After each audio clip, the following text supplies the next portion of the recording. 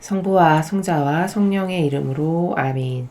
예수님과 어머니 하나 되신 성심을 통해 신성하신 하느님 아버지 피아세 나라에서 아버지께서 창조하신 천상천하의 온 우주 만물과 그리고 이 지상에 남아있는 진리만을 따르고 아버지의 뜻 안에서 살기만을 갈망하는 소수의 남은 자녀들, 그들 모두를 아버지를 한 중심에 모시고 감사와 찬미와 영광과 순과 존경과 사랑, 그리고 아버지만이 다스리셔야 할 모두 통치의 권한을 다 회복하여 되돌려드리며 이 기도를 봉헌드립니다. 저희들의 진정한 아버지시며 주인이시고 만물의 왕이신 아버지, 이제 이 지상에서 마땅히 아버지께서 다스리셔야 할 모든 권한을 회복하시어 아버지 뜻에 반하는 악의 세력을 모두 무찔러 이겨주시고 이제 다시는 이 지구상에서 그 티끌 하나도 남기지 마시고 없애주시옵소서. 그 역겨운 인간의 뜻 통치를 이제 완전히 소멸시키셔서 아버지의 다스림이 영원 무궁토록 저희를 다스려 주시옵기를 갈망으로 초원드립니다. 또한 11월에 있을 미 대선에서 부정선거가 일어나지 않게 하여 주시고 아버지께 속한 선의 세력이 반드시 다시 대통령으로 선출될 수 있도록 천상의 수많은 천사님들을 파견하여 주셔서 마귀가 어떠한 간악한 짓도 하지 못하도록 막아주시기를 갈망으로 초원드립니다. 또한 대한민국에도 아버지께 속한 소수의 선의 세력들, 사욕과 욕망이 없고 자기를 돌보지 않으며 오로지 공정과 정의를 사랑하여 희생할 줄 아는 그런 훌륭한 선의 세력이 리더가 될 수 있도록 그들이 각계각층의 수많은 그 요직에 아버지께 속한 영혼들이 리더가 되고 지도자들이 될 수 있도록 이제 그들을 일으켜 세워주시기를 갈망으로 아버지께 청원드립니다. 이 모든 기도 우리 주 예수 그리스도 이름으로 기도드리나이다. 아멘. 성부와 성자와 성령의 이름으로 아멘. 안녕하십니까. 하늘의 뜻성계 피아수녀입니다. 오늘은 오랜만에 또 성모님께서 마라나타 성지에서 메시지를 주셨습니다. 어떠한 내용을 어머니께서 말씀하실지, 자녀들에게 어떠한 내용으로 독려하실지 여러분들과 함께 학습해 보도록 하겠습니다. 2024년 10월 2일 수호천사 기념일, 복되신 어머니께서 말씀하십니다. 찬미예수, 사랑하는 자녀들아, 거룩한 성체의 가르침을 본받으며 살기 위해 노력하고 거룩한 사랑의 계명들에 따라 살기 위해 할 수 있는 온갖 노력을 다하여라. 너희가 그렇게 하면 하느님께서 너희의 삶을 축복하실 것이다. 거룩한 사랑의 몸이 되기 위해 최선을 다하여라. 성모님의 말씀이셨습니다. 사랑을 어머니 감사합니다.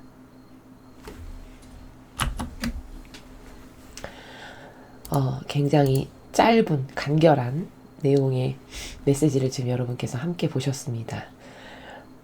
오늘 이제 이 메시지에서 핵심이 되는 단어가 있는데요. 그게 뭐냐면 여기 첫 번째 줄에 거룩한 성체의 가르침입니다. 이게 핵심인데요. 도대체 거룩한 성체의 가르침을 본받으라고 하셨는데 거룩한 성체의 가르침이 뭔지를 알아야 본받을 수 있죠. 그렇죠? 그럼 도대체 거룩한 성체의 가르침이 뭘까? 이것을 알아야 되겠죠. 우리가 성체 성사를 예수님께서 제정하셨잖아요. 근데 그 성체 성사의 본질은 뭐냐면 희생입니다. 희생. 그렇죠.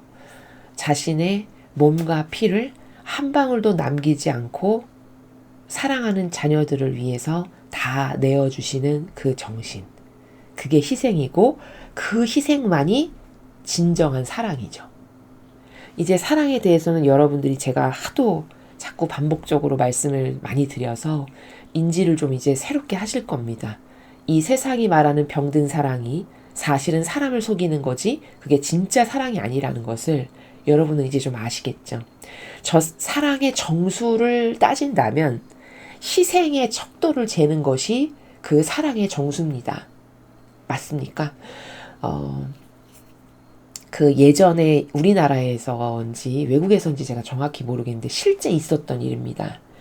그 아이가 그 기차가 오고 있는데 기찻길에서 아이가 거기서 놀고 있는 거예요. 아주 어린 아이가. 근데 엄마가 그걸 봤어요. 근데 어머니가 그걸 봤을 때 이미 기차는 굉장히 가까이 온 상태였거든요. 근데 그 어머니가 어떻게 하셨을까요? 여러분이 예상하시다시피 뛰어들었습니다. 그래서 아이를 밖으로 던졌어요. 그리고 본인의 그 팔이 이렇게 잘려나가는, 기차가 지나가는 바람에 아마 그렇게 이제 장애를 입게 되는 이제 그런 사건이 실제로 있었던 일인데요. 바로 이게 뭘까요? 이게 숭고한 사랑이라는 겁니다. 거기 사사로운 감정이 있기랍니까? 자기를 위한 이기심이나 자애심이 있기랍니까? 자기를 위한 것은 아예 없죠. 자기를 위한 것이 요만큼이라도 있었으면 그렇게 서슴없이 뛰어드는 걸 할 수 없었겠죠. 그러니까 사랑이라는 건 거짓말을 할 수 없어요. 행위를 보면. 저 사람의 행위를 보면 그 사람의 사랑의 질적 수준과 척도가 다 거기서 재어질 수 있는 거죠. 그 어머니의 자식을 위한 목숨을 내놔도 아깝지 않다라고 해서 1초의 망설임도 없이 뛰어들 수 있는 바로 그것이 진정한 사랑입니다. 그렇죠. 그러면 세상은 이것만이 진정한 사랑인데 이 진정한 사랑을 사랑이라고 세상이 인식하느냐? 물론 그래 사랑이지 라고 설명하면은 인정을 하겠지만 보통 본인이 살아가는 정서의 나라에서 자기가 이해하는 사랑은 내가 좀 사랑받고 싶고 누군가를 나를 좀 위로해 줬으면 좋겠고 이렇게 다 이기심과 자애심이 동반되는 것을 사랑이라고 착각합니다. 맞죠? 이거는 마귀가 뿌려놓은 거짓이지 이건 정말 사랑이 아니에요. 그럼 좀 전에 제가 여러분에게 실제 있었던 실화의 그 철길에 뛰어든 어머니의 그 숭고한 희생, 그 희생의 극치점, 그 극치점을 우리들에게 몸소 모범으로 보여주신 분이 누구시냐? 그게 바로 예수님이시죠. 그렇죠. 어느 정도로 자신을 위한 거를 한 방울도 남기지 않으셨냐? 물과 피를 다 쏟으실 만큼. 완전히. 그러면 이거는 사랑의 극치점이고 정수고 정점을 찍은 거죠. 바로 그 예수님의 우리들에게 사랑이 이런 거란다 라고 해서 보여주신 그 놀랍도록 아름다운 희생의 정신이 바로 성체성사의 기본입니다. 이해가 되시죠? 그럼 지금 첫 줄에서 성모님께서 거룩한 성체의 가르침을 본받아라는 건 이제 무슨 뜻인지 아시겠죠? 그 거룩한 성체의 가르침을 본받으라는 건 남을 위한 희생을 말하는 거죠. 근데 여기서 또 조심해야 될 게 그 남을 위한 희생도 경계값이 다 달라요. 그러니까 무슨 말이냐? 마귀를 위해서도 그럼 희생하라는 말이냐? 그 말은 아니라는 거죠. 그럼 여기에 희생의 그 레인지는, 범주는 어디까지 해야 되는 것이냐? 이제 이런 문제가 발생하는데 그것은 하느님께 속한 자녀들, 그러니까 예수님은 그 범주를 성경에서 가르쳐 주세요. 어떻게 가르쳐 주시냐면은 제자들이 어디를 막 가고 있는데 막 예수님의 이름을 팔아서 누가 뭣도 합니다. 막 이렇게 이야기하죠. 저희가 가서 못하게 막을까요? 이렇게 얘기하니까 그때 예수님이 뭐라고 하셨냐면 놔둬라. 나를 거부하지 않는 자는 나를 받아들이는 자다. 이렇게 말씀하셨어요. 그러니까 그럼 우리가 사랑을 희생으로서 행해야 될 대상의 범주는 어디까지냐면 예수님을 거부하지 않는 영혼까지. 거기까지가 우리가 희생으로 사랑을 실천해야 될 범주고 대상이다. 이렇게 봐야 되겠죠. 근데 이제 거기서 딱 속기 좋은 게 뭐냐면 사실은 속은 마귀인데 사고방식이나 마음속에 갖고 있는 배알이나 이런 모든 것은 하느님께 속한 자가 아니고 마귀인데 겉의 표양을 마치 하느님을 사랑하는 자처럼 행세하는 것. 그것을 이제 사랑이로 착각하기 때문에 거기다가 동조하고 협력하는 요것은 이제 경계를 해야 되겠죠. 희생으로 사랑을 베풀 그 대상의 범주를 설정하는 데 있어서. 이해가 되시죠? 그러니까 예수님 말씀하신 건 여기까지예요. 세상 살아가는 사람인데 신자는 아니야. 근데 크게 하느님에 대해서 반감이 있지 않아. 그럼 거기까지 우리가 사랑을 베풀어야 할 대상이라고 예수님께서 성경에서 가르쳐 주신 거거든요. 자, 근데 이제 여기서 또 하나 추가로 말씀드릴 게 뭐냐면, 그러면은 사랑으로 대해야 할 대상이 이렇게 범주가 넓은 거잖아요. 거부하지 않는 사람까지.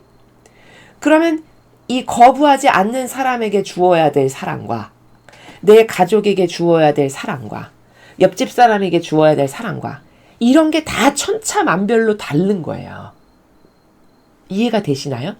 나랑 완전히 하나 된 내 가족과 나눌 수 있는 사랑과 가끔씩 사랑으로 나에게 뭔가 호의를 베푸는 옆집 사람에게 주어야 될 사랑과, 그리고 생전 모르는 사람인데 크게 하느님께 거부감은 없는 그 범주의 사람에게 주어야 될 사랑은 다 천차만별로 경계가 다른 거다라는 겁니다. 요게 지금 제가 마지막에 말씀드린 관점 있죠. 이게 되게 중요한 포인트예요. 왜냐하면 세상 사람들에게서는 사랑을 얘기할 때 어떤 오해가 많냐면요. 사랑을 다 동일한 걸로 생각하거든요. 그렇죠? 그러니까 사랑을 동일한 걸로 생각하니까 이게 나랑 하나 된 가족에게 주어야 될 사랑과 하나 되지 않았지만 거부하진 않는 그 마지막 경계선에 있는 사람에게 주어야 될 사랑을 동일하게 생각을 한다는 거죠. 근데 절대 그렇지 않아요. 만약에 그렇게 누구에게나 다 똑같이 동일하게 줘야 되는 게 맞다면 천상의 나라는 천층만층이라는 말씀이 없겠죠. 그렇지 않습니까? 그러면 이거는 뭐냐? 다른 말로 표현하면 이런 관점도 돼요. 반향에 따라서 사랑은 다르게 주어야 되는 것이다 라는 거죠. 근데 성경을 보면 아버지도 그러하세요. 아버지와 하나 된 이스라엘 백성에게 주시는 사랑과 아버지를 거부하지 않는 또 다른 세상의 세력에게 주시는 사랑은 분명히 달라요. 경계가. 그렇죠? 여러분이 지금까지 성경을 보면서 공부하시면 그렇지 않습니까?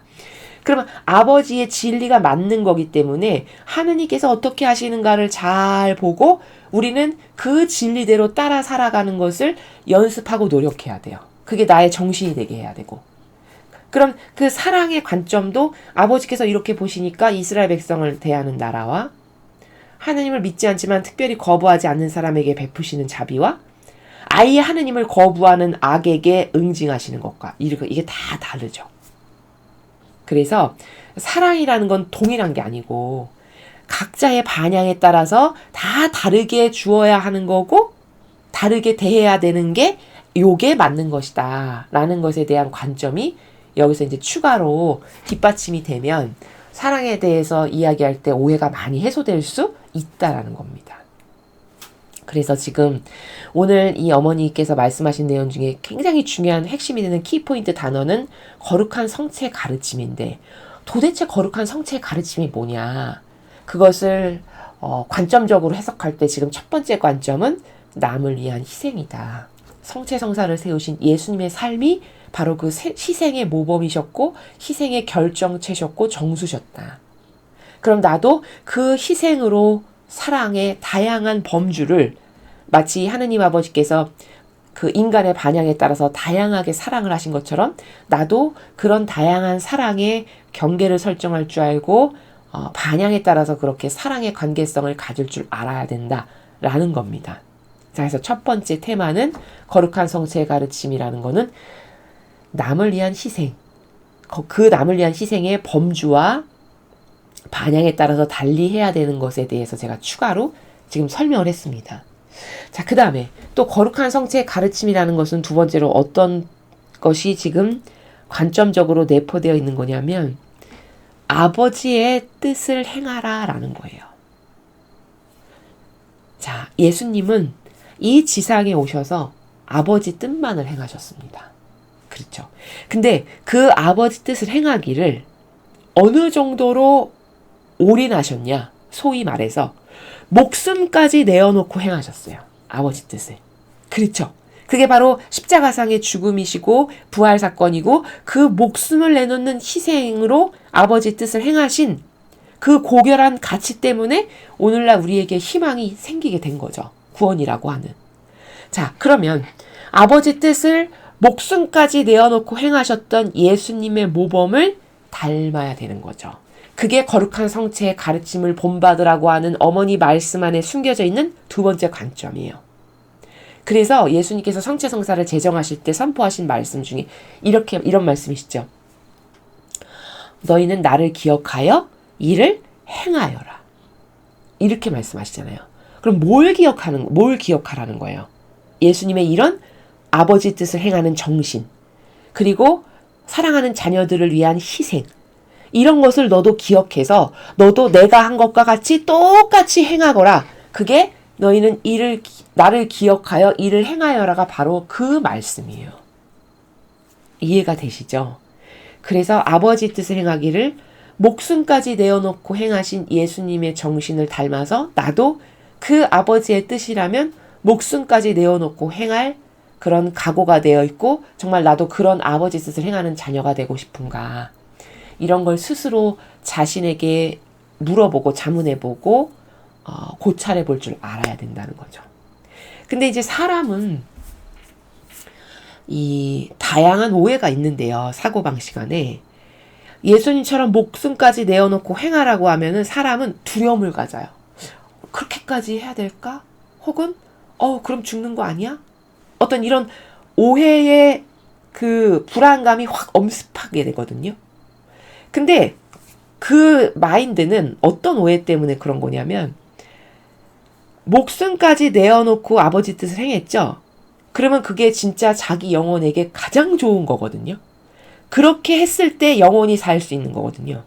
근데 사람은 거꾸로 생각해요. 계산기에 착오가 있고 오해가 있어가지고 그렇게 하면 내가 죽는 것, 나에게 손해가 가는 것, 그렇게까지 하고 싶진 않은 것, 이런 식으로 마귀가 싹 마음과 사고방식을 돌리죠.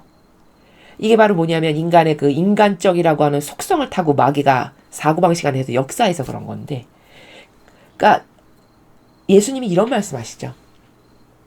네가 죽기를 각오하면 살 거고 너가 살기를 바라면 죽을 것이다. 이런 말씀 있죠, 성경에. 도대체 그게 무슨 말이야. 아니 죽기를 각오하고 담배 들면 죽지. 이렇게 생각이 되잖아요. 근데 그 말씀의 의미는 뭐냐면 내가 죽기를 각오하고 아버지 뜻을 행했어. 그래서 만약에 진짜로 아버지 뜻을 행하다 죽었어. 그럼 나는 어디를 갈까요?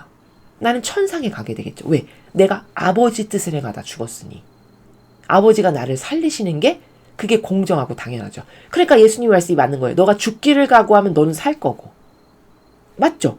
내가 죽기를 각오하고 아버지 뜻을 행하면 그 나의 올바른 의지와 지향을 보시고 나는 영원한 나라에서 살 수밖에 없는 거예요. 너무 당연한 이치거든요. 예수님은 바로 그 본질을 두고 말씀하신 거거든요. 네가 죽을 각오라면 살 거라는 게. 근데 네가 살기를 원해. 그럼 너는 반드시 죽을 거다. 이거는 무슨 뜻이냐면 네가 살기를 원한다는 건 무슨 뜻일까요? 그저 내 자아를 위하고 내가 살기를 원한다는 건 어떻게 해서든지 나를 돌보고 내가 좋아지는 걸 추구하고 내 기호, 정석, 경향을 따르고 이게 너가 살 길을 도모한다는 게 이런 나라예요. 그렇게 되면 너는 반드시 죽을 거다. 죽고 나서 내가 나를 위해서 살았으니까 천상에 갈 리가 없게 되니까 죽는 게 맞죠. 그렇죠. 너무 명확한 명제거든요. 예수님은 바로 이런 본질을 두고 다 말씀하세요. 성경에서. 근데 성경이 이해가 안 가는 건 왜냐면 본질적 세계에서 말씀하시는 거고 근원적인 나라에서 말씀하시는 건데 다 육적 차원에서 이해를 하려니까 이해가 안 될 수밖에요. 그렇죠. 이래서 무슨 말씀인지를 못 알아듣는 거거든요. 사실은 목숨까지 내어놓고 아버지 뜻을 행하는 자가 가장 행복한 자고요. 그런 자는 반드시 삽니다. 이게 성경에 나오는 진리예요. 바로 예수님이 그걸 두고 말씀하신 거죠. 그리고 왜 그렇게 될 수밖에 없는지를 제가 지금 여러분에게 설명을 드렸는데 납득이 되시죠? 이제 그런 겁니다. 그래서 거룩한 성체 가르침을 본받으라는 건 제가 지금 2개 설명했어요. 첫 번째, 남을 위한 희생. 그게 성체의 가르침이고요. 2번째, 도대체 예수님께서 성체 성사를 세우신 가르침의 한평생의 예수님의 삶의 목적성은 어딨냐? 아버지 뜻을 행하는 거라는 거였죠. 근데 그 아버지 뜻을 대충 대강 하고 싶을 때 하고 말고 싶으면 말고 타협도 적당히 했다가 또 오늘 좀 기분이 좋아 그럼 또 오늘은 또 좀 행하고 이런 변덕스러운 역겨운 거 말고 항구하고 지속적으로 아버지 뜻 아니면 비전이 없고 나에게 희망도 없고 유일한 나의 생명이다라고 여겨서 그걸 항구하고 지속적으로 죽는 날까지 할 수 있냐. 이런 사람이 있다면 그 사람은 진짜 행복한 사람이에요. 그 사람은 하느님이 돌보실 거고 죽고 나서 분명히 천상에 갈 수밖에 없는 거고 그리고 정말 행복하겠죠. 죽고 나서 본인이 이 지상에서 이룬 것들을 보게 될 것 아니겠어요. 그럼 나는 정말 올바른 것을 위해서 진짜 올바른 가치를 위해서 내가 저런 희생을 한 건 너무 잘했구나. 이걸 이제 확인하게 되겠죠. 이제 그런 두 가지를 설명했고요. 그 다음에 이제 거룩한 성체 가르침에서 또 다른 세 번째 관점은 뭐냐면 제가 앞에서 잠깐 설명했는데 지속적이라는 거예요. 지속적. 그러니까 예수님은 얼마나 지속적이시냐면 감실 안에 한결같이 계시죠. 그렇죠. 야, 답답하니까 난 여기 있기 싫다. 변덕스럽게 나갔다가 다시 들어가야 되겠네. 들어갔다. 아마 인간은 이런 수준이잖아요. 사고하는 나라의 차원이. 그렇게 변덕스럽게 왔다 갔다 하는 수준이죠. 근데 예수님은 감실 안에 그 작고 좁은 곳에 한결같이 지속적으로 영원히 계속 계시죠. 그러니까 이런 지속성, 그게 거룩한 성취의 가르침이에요. 또 다른 세 번째 관점. 그러니까 그 사람이 가지고 있는 이 장단점이 다 사람마다 다른데 어떤 사람을 보면 굉장히 인내가 강하고 지속적인 사람이 있어요.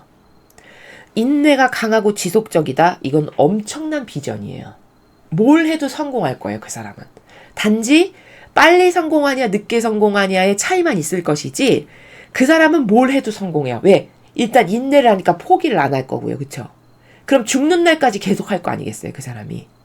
그리고 지속적이니까 하다 말고 이런 게 없어요. 그러면 그 사람의 때가 됐을 때 반드시 그걸 달성할 수밖에 없어요. 이러니까 영성생활을 하는 데 있어서 지속적이다, 인내가 있다, 이건 엄청나게 중요한 핵심적 요소고 키포인트예요. 내가 영성생활을 하는 데 있어서 성공적인 것을 구현하고 싶다, 이루고 싶다. 그럼 반드시 지속적이고 인내가 있어야 돼요. 이해되시죠? 예수님이 그러하시다는 거죠. 자, 그 다음에 이제 또 거룩한 성취의 가르침의 네 번째 관점은 예수님은 우리와 하나 되기 위해서 성체를 주시는 거거든요. 그러니까 이런 메커니즘이에요. 우리가 성체를 영하면 우리 안에 오시잖아요. 예수님께서. 그 우리와 안에 오신다라는 건 무슨 목적 때문에 오시는 거냐면 우리와 함께 사시기 위해서 오시는 거예요. 이해되시죠? 그러니까 성체를 영함으로써 주님의 영이 나에게 오셔서 내가 그 주님의 영을 모시고 일상생활에서 계속 함께 사는 것. 요것을 구현하기 위해서 그걸 자녀들이 구현했으면 싶으셔서 우리들에게 성체 성사를 주시는 거거든요. 근데 우리는 그냥 반짝 그때 성체 영할 때 반짝 잠깐 기도하고 다 잊어버리고 그냥 내 멋대로 또 막 살고 또 이제 성체 성사 영할 때 되면 그때 반짝 잠깐 회개하고 기도하고 예수님 기쁘고 행복합니다. 뭐 저에게 이런 각자 뭐 기타 기도를 하고 또 다 잊어버리고 이렇게 지내잖아요. 그러시면 안 돼요. 이제 이쯤 강의를 들으셨으면 여러분은 저희 강의를 많이 들으셨으면 제가 반복적으로 강조하는 게 있기 때문에 다 눈치를 채시겠지만 이 마지막 시대는요. 제가 누누이 말씀드리죠. 함께 살아가는 걸 구현해야 되는 시대예요. 우리가 이제 구약을 지금 계속 배우고 있지만 구약 시대는 아직 그런 영성의 단계나 정신세계를 가르쳐줄 수 있는 시대가 아니었어요. 예수님이 오시기도 전이고.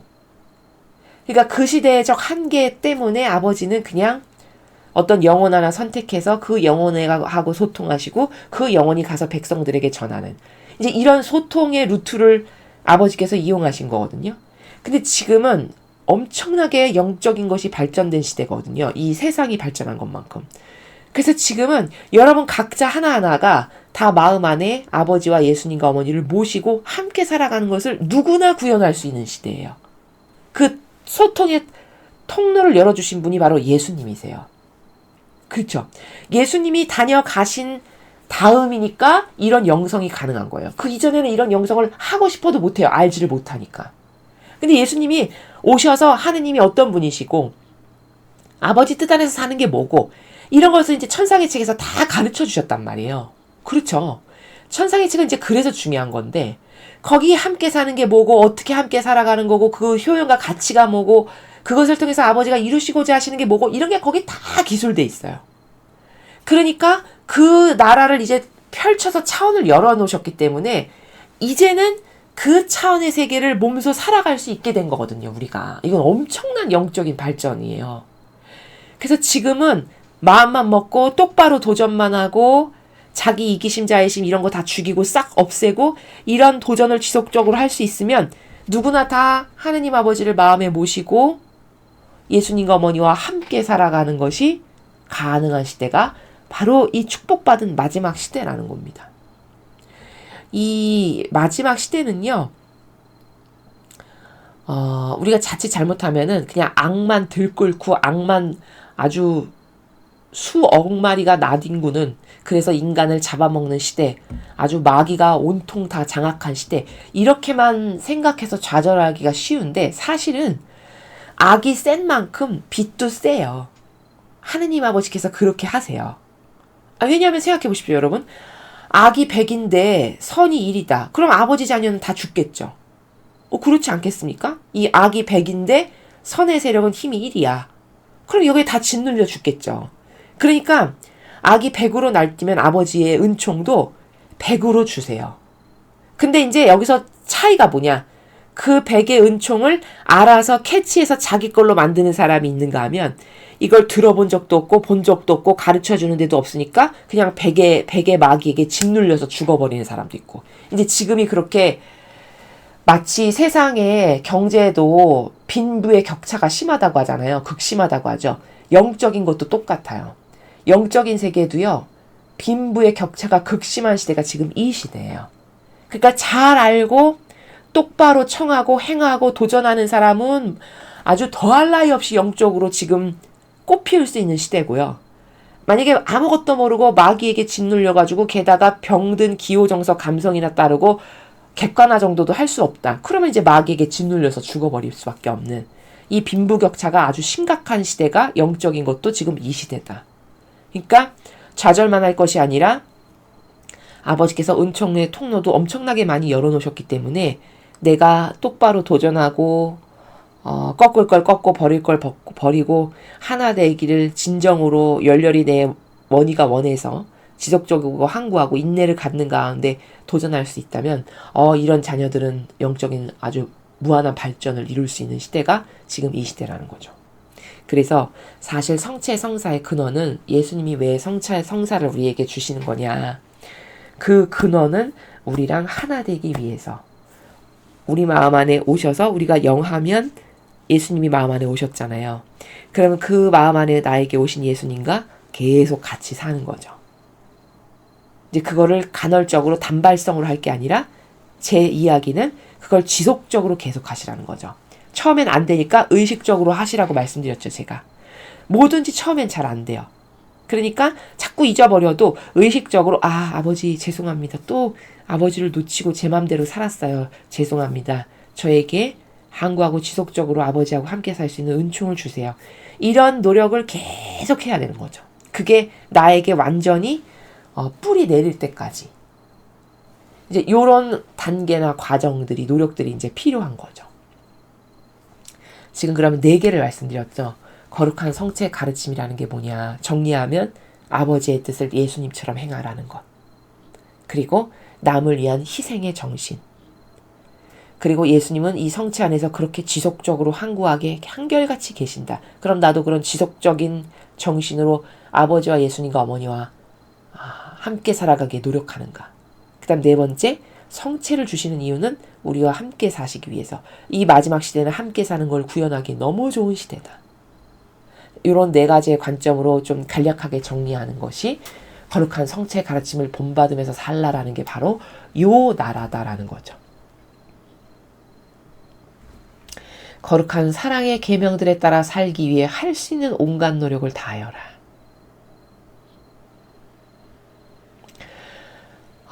성체 가르침을 따라서 살려고 해야 되고 또 거룩한 사랑의 계명을 따라서 살려고 너가 그냥 했다 말았다 기분 좋을 땐 하고 또 잊어버렸다가 멋대로 살았다가 또 기분 좋을 땐 하고 이렇게 하는 게 아니라 이 사랑의 계명을 따르기 위해서 온갖 노력을 다하라고 하셨어요. 온갖 노력.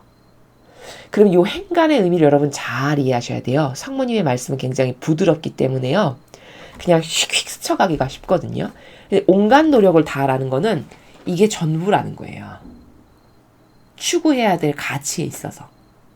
여기 올인하는, 투신하는 마음으로 이걸 전부로 여겨서 이 노력을 하라라는 걸 지금 온갖 노력을 다하여라라고 말씀하시는 거거든요. 그럼 거룩한 사랑의 계명이 뭡니까? 계명은 이제 우린 다 배웠잖아요. 이미. 10개인데 하나님을 위한 사랑, 그리고 이웃을 위한 사랑. 맞죠? 그리고 그 사랑이라는 거는 희생이 전제된 거다. 희생이 없다. 그럼 일단 여러분 사랑이 아니에요. 여러분이 저게 막인가 진짜 선의 세력인가를 구분하시려면요. 몇 가지 척도들을 제가 계속 나올 때마다 말씀드리는데 사랑의 관점에서 있어서는요. 저 사람이 나를 사랑한다라고 이분은 말하는데 진짜 사랑하는지 안 하는지 궁금하시죠? 그럴 때는 희생이 있는가를 보시면 돼요. 저 사람이 나를 사랑한다라고 하는데 진짜 희생이 있나? 희생이 있다. 그럼 진짜예요. 근데 희생이 생전가에 없어. 이거 말로만 입안에 혀처럼 굴어. 이건 다 마귀예요. 인간을 속이는 마귀. 근데 여러분 그 빨갱이 정서 있죠? 이해가 되시나요? 적그리스도 세력과 빨갱이 정서의 공통점이 뭔지 아세요? 입으로만 한다는 거예요. 그러니까 엄청 국민을 사랑하는 것처럼 온갖 입으로 뭐 사람이 먼저라는 둥, 뭐 생명 존중, 도롱뇽도 보호해야 된다, 막 이런 식으로 이야기하죠, 그렇죠? 그러면 그들의 삶에 있어서 그렇게 사랑을 엄청 실천하는 사람처럼 말을 하잖아요. 본인의 삶에 있어서 희생이 있나라를 봐야 돼요. 이런 말을 하는 사람들을 분별을 하는 중요한 기준이 그거예요. 본인이 진짜 그럼 그 사랑하는 사람의 대상, 그 대상을 위해서 사실적으로 희생하는 게 있나? 만약에 없는데 이런 말만 하죠? 그럼 이건 다 마귀예요. 쉬우시죠? 그렇죠? 요렇게 보시면 돼요. 그게 바로 계명을 따르고 산다는 건 그렇게 하느님과 이웃을 위한 사랑인데 그 사랑은 희생이 전제되기 때문에 희생이 없다. 그런 건 사랑이 아니에요. 거기에 속으시면 안 돼요. 아주 쉬운 거예요. 분별하기도. 여러분 가족 공동체에서도 아까 제가 서두에 어느 어머니가 아기를 살리기 위해서 기차가 오는데 뛰어들었던 이거 진짜로 있었던 사건이라고 제가 말씀드렸잖아요. 그 어머니의 사랑은 그 기차 속으로 몸을 뛰어드는 순간 입증된 거예요. 아, 저건 진짜구나가. 저 정도로 숭고하구나. 목숨을 내가 너를 위해선 내놔도 아깝지 않다. 그 희생으로 입증된 거 아닙니까? 진짜 사랑이라는 게? 맞죠? 바로 이런 거거든요. 가족 안에서도 부모의 사랑이 그나마 이 지구상에서 인간이 논하는 사랑이라고 하는 것 중에 다른 건 다 그냥 병든 감성으로 썰을 풀거나 사람을 속이는 거고 그나마 하느님 아버지의 사랑을 좀 닮은 게 부모가 자식을 사랑하는 사랑 그것만이 진짜 하느님 아버지께서 우리들에게 말씀하시는 그 사랑에 조금 닮은 측면이 있는 거거든요. 그 닮은 측면이 왜 있는 거냐면 그렇게 희생이 사실적으로 드러나죠. 부모가 자식을 사랑하는 건. 그렇죠. 요거는 진짜라는 거예요. 근데 그렇지 않은 일련의 모든 것들은요. 다 필요가 있으니까. 뭔가 저 사람에게서 내가 뜯어낼 게 있고 욕구가 충족될 게 있으니까 거기 가서 혀로 입으로 아부 떠는 나라. 요게 마귀가 쓰는 아주 더럽고 추잡한 사랑이라고 포장하는 나라들이거든요. 아주 이해가 잘 되시죠? 제가 일부러 지금 적나라하게 표현하는 건데요. 여러분의 마인드 안에 그 좀 팩트로 꽂아드리기 위해서 일부러 적나라한 단어를 골라서 지금 말씀드리는 거예요. 아주 그렇게 저급하고 저열하고 저속한 그거를 세상 사람은 사랑이라고 생각을 해요. 그게 기준이 없어서 속는 거거든요. 근데 진짜 사랑은 제가 계속 말씀드리지만 희생이 있다니까요. 아마 부모님들은 다 끄떡거리실 거예요. 맞아 이러시면서. 부모님이 자식에게 베푸는 사랑이 바로 그래서 진짜예요. 거기는 살아있는 희생이 보여요. 아까 전반부에 제가 예시를 든 한 어떤 어머니의 숭고한 희생처럼. 맞죠? 근데 그 희생으로 남녀 간에도 사랑해야 되는 거고요. 부부간에도 그런 희생으로 서로 사랑해야 되는 거고요. 다 뭐 동료, 직장 동료, 뭐 회사, 뭐 공동체 그런 어떤 물론 거기도 다양한 경계가 존재해야 되는 건 맞는데요. 제가 사랑은 다양한 경계라고 말씀드렸지 않습니까? 다양한 경계가 거기 다 존재하는 건 맞지만 어쨌든 저 사람을 위해서 내가 이렇게 하는 걸 기쁨으로 여기는 희생이 들어가지 않은 건요. 다 가짜예요. 잘 아시겠죠? 그러니까 빨갱이와 적그리스도가 하는 그 캐치프라이즈들 있죠. 엄청 국민을 위하는 것처럼 말하는 그 행간의 나라들이 있잖아요. 그들이 주로 주장하고 내세우는 그게 사실은 다 새빨간 거짓말이고 진짜 그렇게 국민을 사랑하면 본인이 희생의 모범을 먼저 보이겠죠. 그렇죠? 근데 희생의 모범을 보이긴커녕 전과 몇 범이고 근데 그런 사람이 당대표를 하는데도 그걸 두둔하고 감싸주는 나라 아닙니까? 그게 무슨 사랑이에요. 거기 어디에 그런 감히 사랑이라는 단어를 거기다가 갖다 들이대면서 그걸 비호하고 옹호할 수가 있겠습니까? 저열하고 저급한 것이죠. 그렇죠. 그러니까 이런 수준에서는 사실 감히 진리를 논할 수도 없는 수준이지만은 이제 여러분의 이해를 돕기 위해서 제가 이렇게 빗대서 짜릿짜릿하게 설명을 하는 건 관점을 열어드리기 위해서예요. 그런 걸로 보라는 거죠. 관점을 열어야 그래야 마귀에게 속지 않고 진짜 사랑이 뭔지 진짜 숭고하다는 게 뭔지 정말 고결한 아름다운 가치라는 게 뭔지를 알 수 있거든요.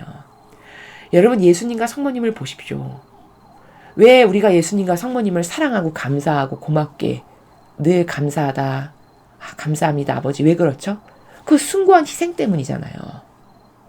우리를 위해서 아니 멀쩡하지도 않고 죄인인 그리고 맨날 모욕과 역겨움이나 드리는 우리를 자식이라고 해서 물 한 방울 피 한 방울도 남기지 않을 만큼 전부를 쏟아 부어주신 거잖아요. 그럼 얼마나 숭고한 겁니까 그게. 그쵸? 얼마나 그게 고결한 가치예요. 그러면 그 가치를 좀 볼 줄 알고 정말 아름답다. 저런 게 아름답다라는 거구나. 나도 저런 정신, 저런 희생으로 하느님의 백성을 사랑하고 내가 아버지 진리를 수호하기 위해서 저런 희생점은 당연히 감수해야지. 내가 예수님으로부터 저런 사랑을 받았으니까 나도 당연히 그런 희생은 감수해야 되는 거야. 이런 마음을 가져야 정상인이죠. 맞죠? 그러니까 자식이 좀 성장을 하면은 좀 장성을 하면은 그동안 온갖 희생과 고통으로 나를 어떤 길러주신 부모님에 대한 그 사랑이 이제 내가 희생해서 부모님을 돌봐드려야지. 이제 내가 모든 걸 다 짐을 짊어지고 부모님은 좀 편안하게 해드려야지. 이게 정상적인 자식 아닙니까? 그렇죠. 세상에 자식도 그런 마음을 갖는 자식이 있잖아요. 그렇죠. 그러면 하느님께는 내가 그런 마음을 갖고 살아가는가? 나를 위해서 그렇게 전부를 내어놓으신 예수님과 성모님께 나는 도대체 어떤 희생으로 내 사랑을 입증해 드렸는가? 이런 걸 점검해 봐야 신앙인이라는 거죠. 이해가 되십니까? 여러분 신앙생활이라는 거는요. 그렇게 입으로 백날 알렐루야 아멘 사랑합니다 오 주여 이런 거를 하는 게 신앙생활이 아니에요. 절대 그런 거 아닙니다. 차라리 희생은 아무것도 없는데 입으로만 하는 그런 역겨움을 떨 바에는 저 세상 사람 착한 분들 있죠. 왜? 하느님 모르지만 그냥 자기가 가지고 있는 것 가난하고 불쌍한 사람들에게 나누고 양심에 따라서 바르게 살고 이런 분들 있죠. 그런 분들이 훨씬 순수하고 아름다운 거예요. 이해되십니까? 그러니까 도대체 뭐가 신앙생활인지 어떤 게 사랑인지 이런 거를 잘 분별을 할 줄 알아가지고 내 인격은 내가 만드는 거죠, 여러분.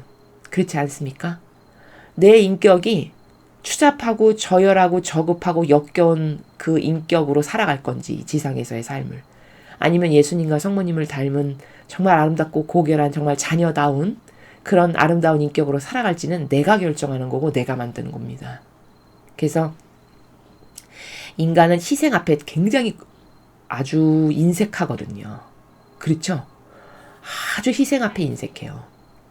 그 희생도 그나마 자기 가족만을 위해서 하지, 이렇게 이타적인 마음으로 하느님의 백성을 위해서, 아버지가 사랑하시는 자녀들을 위해서 희생한다?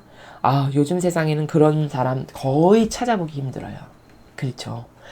그러나 내가 받은 사랑은 그런 사랑이 아니잖아요. 예수님께서 나를 위해서 주신 사랑은. 아, 내가 사랑을 받을 만한 존재라서 받은 겁니까? 그런 거 아니잖아요. 우리가 사랑을 받을 만한 존재적 수준이 어디가 있습니까? 인간적인 것밖에 없는 저열한 저급한 것밖에 없죠. 그런데도 그냥 거저 주셨잖아요. 온통 희생으로. 자녀라는 이유 때문에. 그러면 나는 도대체 그런 아버지, 그런 예수님, 그런 어머니께 어떤 사랑을 나는 희생으로 입증해서 드리는가, 이런 거를 스스로 좀 잘 점검해 보셔야 된다는 거죠. 그래서 여기 계명에 따라 살라라는 거는 바로 지금 그렇게 10계명이 하느님 사랑, 이웃 사랑인데 거긴 다 희생이 들어가 있다. 이제 이것을 우리가 알아야 합니다. 너희가 그렇게 하면 하느님께서 너희의 삶을 축복하실 것이다. 자, 그렇게 살면 축복하신대요. 당연한 거 아닙니까? 왜? 아버지를 닮았잖아요. 예수님과 성모님을 닮았고. 그러면 이런 거죠. 부모가 자식을 바라볼 때 흐뭇한 마음이 되는 건 언제죠? 아유, 기특하네. 그래도 제가 저렇게 저런 올바른 정신을 가지고 있고 나를 위해서 저렇게 희생할 줄 알고 저런 건전한 마인드가 있고 그렇구나. 아주 기특하네. 어떤 그런 자녀가 올바른 것을 위해서 희생도 할 줄 알고 그걸 기쁨으로 여기고 그런 걸 보면 여러분도 뿌듯하시죠. 아, 그래도 잘 길렀다. 이런 생각이 드시잖아요. 하느님이 그러하세요. 누가 하느님의 속성을 닮았죠? 그럼 아버지는 너무 뿌듯하고 기쁘신 거예요. 아, 기특한 녀석.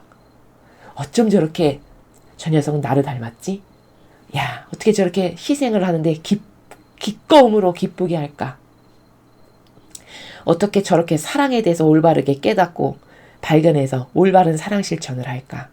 닮았다는 것이 곧 하느님을 닮았다는 것이 축복받기에 합당한 겁니다.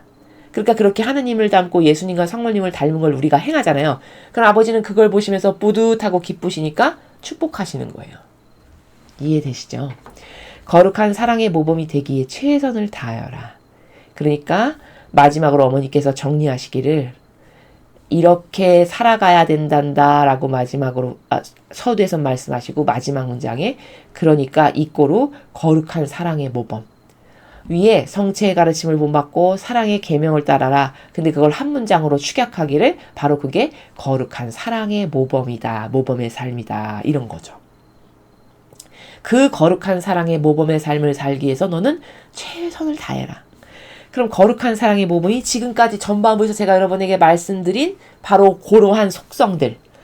그 속성들을 추구하고 그 속성을 위해서 희생도 하고 그걸 위해서 내가 갈망도 하고 항구하고 지속적으로 노력도 하고 이게 거룩한 사랑의 모범으로 살아라라고 하는 말씀의 나라예요. 자, 거룩한 사랑의 모범의 대표 주자가 누굽니까? 그렇죠.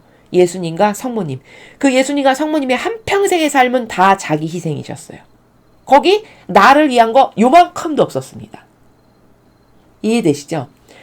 그러면 내가 그 자녀라면 나를 위한 거를 일단 배제해야 된다는 거예요. 그래서 제가 여러분에게 맨날 인간의 뜻, 자기 자아가 원하는 거, 내가 나 스스로를 돌보는 거, 기호정석, 경향 이런 걸 다 버려라. 근데 여러분 제가 그 노심 혹시라도 높아심에서 이런 말씀 드리면 이런 생각을 하실 수 있어요. 아니 그렇게 하고 어떻게 살아 인간이. 아니 이렇게 험난한 세상에서 내가 나를 보호해야지.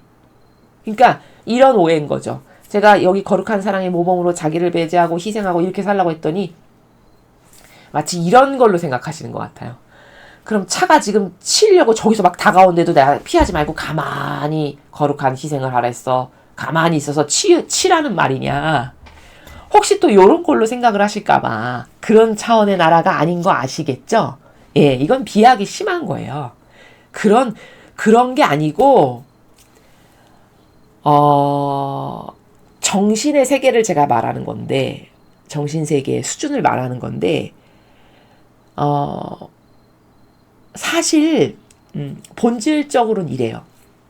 내가 그렇게 하나님의 진리를 보호하기 위해서 아버지께서 사랑하시는 영혼들을 나도 사랑해야지 해서 저 사람이 조금 인간적으로 부족하지만 다 수용하고 끌어안고 아버지가 사랑하시는 자녀니까 나도 이렇게 사랑을 줘야 돼. 나도 부족하잖아? 이러면서 이제 인내하면서 수용하고 받아들이고 이런데 다 희생이 들어가는 거고 고통을 사랑하는 거잖아요. 이제 이런 거를 하라는 말이지 그렇게 차가 나를 치려고 저기서 막 시속 100km로 달려오는데 아우 희생하랬어. 자기를 돌보지 말랬어. 가만히 있어서 치워 죽으라는 말이냐. 이런 차원의 나라가 아닙니다. 이해되시죠? 이제 그런 걸로 또 혹시라도 잘못 이해하시는 분이 계실까봐 말씀드리는 거고 사실 이래요. 내가 나를 안 돌보죠? 그럼 나를 누가 돌보는지 아세요? 하느님이 돌보세요. 이거는 체험한 사람만 말씀드릴 수 있는 나라예요.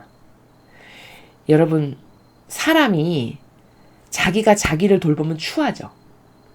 그러니까 예를 들면 여러분의 이해를 돕기 위해서 예를 들면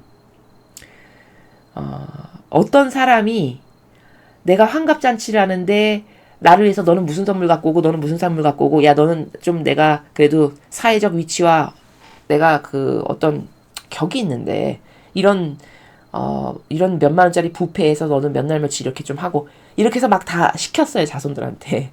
내가 환갑잔치를 하는데 너는 뭐뭐뭐뭐 해오라고 이렇게 해서 내가 환갑잔치를 해 예를 들어서. 그럼 어떤 생각 드세요? 굉장히 추하죠. 그러니까 자기가 자기를 돌본다는 게 바로 이런 거거든요. 근데 예를 들어서 똑같은 케이스인데 환갑인데 내가 늘 희생을 하고 상대방이 좋아지기 위해서는 내가 조금이라도 더 희생하는 사람으로서 한평생을 살았어. 그러다 보니까 자식들이 나를 정말 존중을 하고 존경을 해. 그래서 자기네끼리 막 비밀리에 회의를 해가지고 야 우리 엄마 기쁘고 행복하게 해드리기 위해서 몇 월 며칠 한갑이니까 우리 여기서 이런 거 하고 이런 이벤트도 하고 야 너는 이런 거 준비해와 난 이거 준비할게 이렇게 해서 짠 해서 엄마를 기쁘게 해드리면서 놀래키게 해드리면서 한갑 잔치를 열어드렸어. 그럼 여러분 둘 중에 바보가 아닌 다음에야 후자가 당연히 아름답고 당연히 후자가 더 기쁨으로 가득한 잔치가 되겠죠. 그렇죠. 바로 이게 뭐예요? 자기를 안 돌보지만 주변 사람이 그가 평상시에 훌륭한 인격으로 어른으로서 존중받을 만하게 살아가니까 알아서 주변 사람이 나를 챙겨주는 거죠. 영적인 것도 똑같아요. 여러분이 아버지 눈에 들고 싶으시잖아요. 그러면요 하느님이 돌보시게 해야 돼요. 근데 하느님은요 그렇게 의인을요 눈동자처럼 돌보세요. 그럼 또 이런 말도 할 수 있어요. 뭐 그렇게 희생하고 의인으로 살았는데 저렇게 막 찌질이 가난하기나 하고 돌보기는커녕 잘 못 살던데. 물론 영적이라는 거는 이 지상에서 사람 눈에 드러나게끔 돌보시는 차원도 있고요. 사실은 죽고 난 다음에 천상에 가서 그 영혼에게 아버지가 다 갚아주시는 경우도 있고 케이스가 굉장히 다양한 거니까요. 그렇게 성급하게 말할 수 있는 건 아니에요. 우리가 다 그 신비로운 하느님의 뜻의 나라를 다 알 수 있는 게 아니지 않습니까? 이 조악한 머리로. 그러나 하느님은 공정하신 분이기 때문에요. 반드시 갚아주세요. 반드시. 이것은 아주 변함없는 진실이고 팩트예요. 세상은 거저 공짜 막 씹기도 하고 뭐 이런 수준이잖아요. 세상의 자연법은. 근데 아버지라고 하시는 분은요.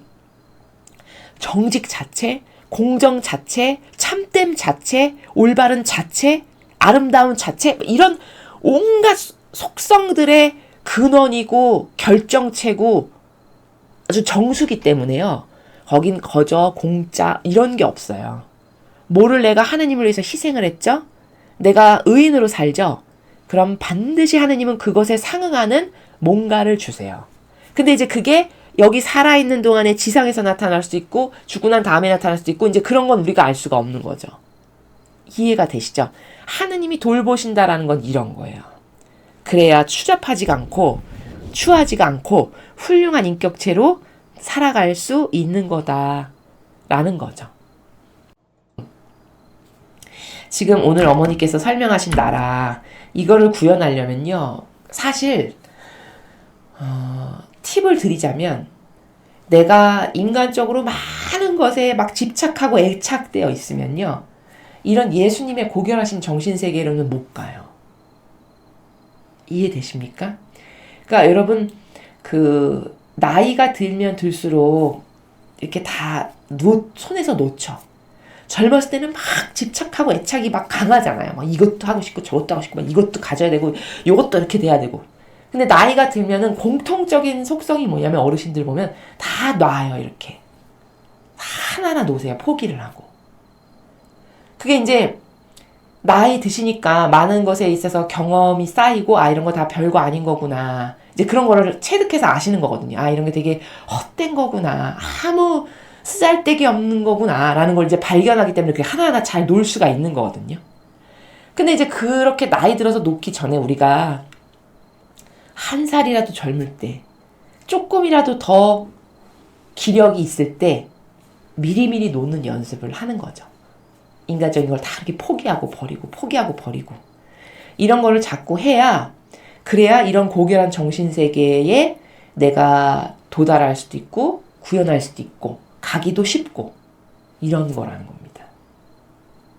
예수님의 삶을 보면은 굉장히 간촐하고 단순한 삶이셨어요. 그저 아버지 뜻 행하시는 거 말고 다른 일체 것에 관심이 없으시죠. 그쵸? 아버지 뜻 행하는 거, 양들 돌보는 거, 그리고 제자들 이렇게 양육시키시는 거. 이게 다 사실은 아버지 뜻을 행하시는 거죠. 이거 말고는 일체 그 밖의 것엔 관심이 없으니까 삶이 굉장히 단촐하고 간결해요. 맞습니까? 근데 인간은 이 단촐하고 간결한 삶을 살질 못해요. 뭐 막 애착하고 집착하고 막 신경 쓰고 뭐 해야 되는 게 너무 많아, 이런 게. 근데 사실은 그런 게 다 필요 없는 것들이거든요. 나의 진짜 영혼을 위하는 것하고는요, 사실 아무 상관이 없는 것들이에요. 그런 게 다. 진실로는. 이제 그런 걸 빨리 깨달아서 빨리 놓고 빨리 버리는 사람은 복된 사람이고 굉장히 지혜롭고 똑똑한 사람이죠. 그래서 여러분이 제가 지금 마지막에 드린 말씀 있죠. 잘 생각해 보십시오. 인생에서 정말 중요한 게 뭘까요? 어떤 가치가 내가 죽고 나서 나는 정말 이 가치를 위해서 사는 건 너무 잘했어. 너무 잘한 거야. 내가 지금 이 가치를 추구했던 것만큼은 정말 뿌듯하다. 이런 게 뭐가 있을까를 오늘 이 강의가 끝나면 곰곰이 생각해 보십시오. 그리고 여러분이 절대적 가치 이거 하나면 돼. 그 가치 하나 말고 다 버리시면 돼요. 그러면 이렇게 간촐하고 단순한 삶이 되면서 이 영적 세계에 도전하기가 쉬워져요. 요게 팁입니다. 예수님과 성모님이 그렇게 사셨어요. 그래서 내가 오늘 어머니께서 주신 말씀 중에서 거룩한 성체의 가르침이 뭔지, 그러니까 사랑의 계명을 지키고 살아간다는 게 뭔지, 그리고 그 두 가지를 아울러서 몸소 모범으로 사셨던 예수님과 성모님의 삶을 보니까 거룩한 사랑의 모범이시더라. 그럼 거룩한 사랑의 모범이 도대체 뭔가를 제가 쫙 설명했습니다. 오늘 말씀드린 것, 여러분의 삶의 가치의 기준으로 삼으셔서 여러분 모두가 아버지를 마음 안에 모시고 함께 살아가는 그런 자녀들 되셨으면 좋겠습니다. 이상으로 2024년 10월 2일 수호천사 기념일 메시지 해설을 마치겠습니다. 감사합니다.